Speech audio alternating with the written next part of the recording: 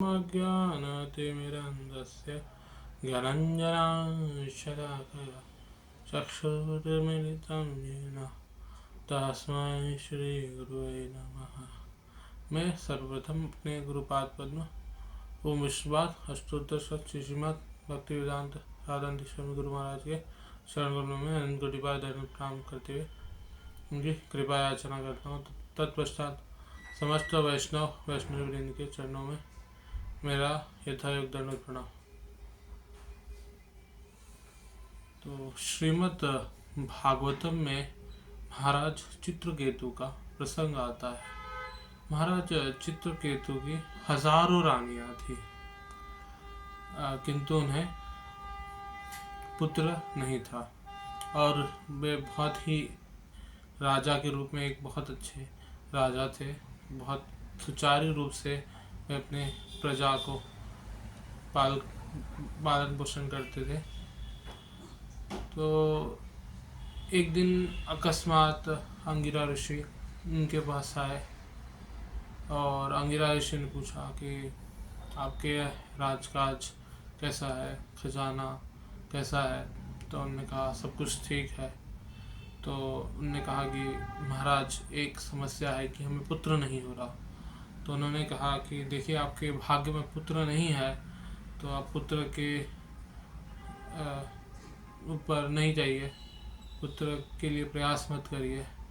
तो उन्होंने कहा नहीं मुझे तो पुत्र चाहिए, मेरा श्राद्ध कौन करेगा। इस तरीके से वे विनती करने लग गए। तो उनके विनती करने के कारण अंगिरा ऋषि जी ने एक यज्ञ किया और यज्ञ से जो फल निकला उन्होंने कहा कि आप अपनी जो सबसे प्रिय रानी है आप उन्हें दे दीजिए। तो उन्हें अपनी जो सबसे प्रिय रानी थी उनको वो फल प्रदान किया। तो समय होते बहुत अच्छा पुत्र हुआ और चांद सा टुकड़ा कि इतना सुंदर था वो पुत्र, बहुत सुंदर था। लेकिन अंगिरा ऋषि जी ने पहले ही कहा था कि ये पुत्र जितना आपको सुख देगा उतना ही दुख देगा। तो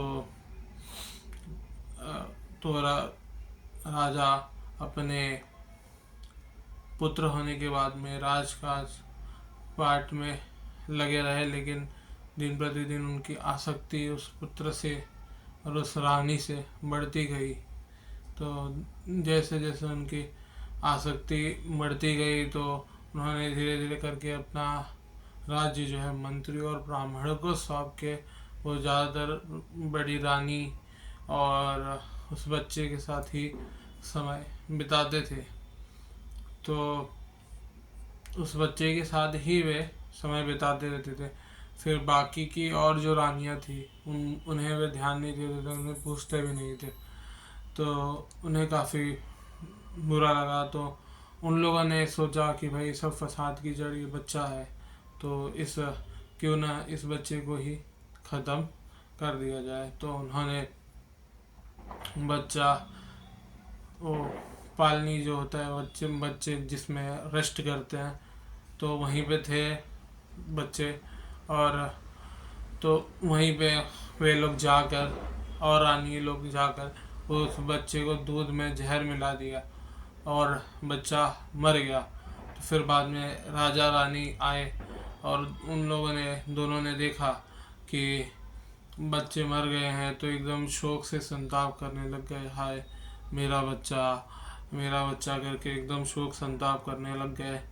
फिर बाद में बच्चे को लेकर बाहर आए उन लोग। तो जैसे जो अग्निदाह की सनातन धर्म के अनुसार प्रथा है तो उसके लिए व्यवस्था करते हैं, या फिर बच्चे को छोटा बच्चा है तो उसे काट दिया जाता है। तो वो सब व्यवस्थाओं में वहाँ पे लोग लग गए थे उस बच्चे को लेके। और राजा और रानी दोनों एकदम रो रो के बिलख रहे थे और सारी प्रजा भी वहाँ पर उपस्थित थी, एकदम रो रहे थे। तो अकस्मात वहाँ पे नारद मुनि जी और अंगिरा ऋषि जी आ गए और उनने कहा चित्रकेतु महाराज ने कि आप मेरे पुत्र को जीवित करिए। तो उनने कहा भैया आप ये तो मर गए हैं, मर गए हैं तो इनको मर गए तो मर गए। उनने कहा कि मेरा आप तो सिद्ध ऋषि हैं, आप कुछ भी कर सकते हैं, तो आप मेरे पुत्र को वापिस से जिंदा कर दीजिए। तो उनने कहा कि भाई हमने तो आपको पहले ही कहा था कि बच्चा, अंगिरा ऋषि जी ने कहा कि हमने पहले ही कहा था कि आप ये जो बच्चा है ये जितना सुख देगा उतना ही दुख देगा, तो वही चीज़ हो रहा है आपके साथ में। तो उन्होंने कहा नहीं, आप लोग तो सिद्ध ऋषि हैं, आप कुछ भी कर सकते हैं, कृपा करिए आप इस बच्चे को वापस से जिंदा कर दीजिए, आप चाहे तो कुछ भी कर सकते हैं। तो उन्होंने नारद मुनि जी ने उस बच्चे के छाती पे हाथ रखा और 3 बार उसका नाम बोल के पुकारा कि जागो जागो जागो जागो, तो करके बच्चा जाग गया। तो बच्चा अपने माता पिता सामने है लेकिन उनको पहचाने से इनकार कर रहा है और कह रहा है कि कितने जन्म में तो मैं आपका माता पिता था, अब आप मेरे माता पिता बन गए हो, कितने जन्म में तो मैं आपका पुत्र था, अब आप मेरे पुत्र बन गए हो, इस तरीके से।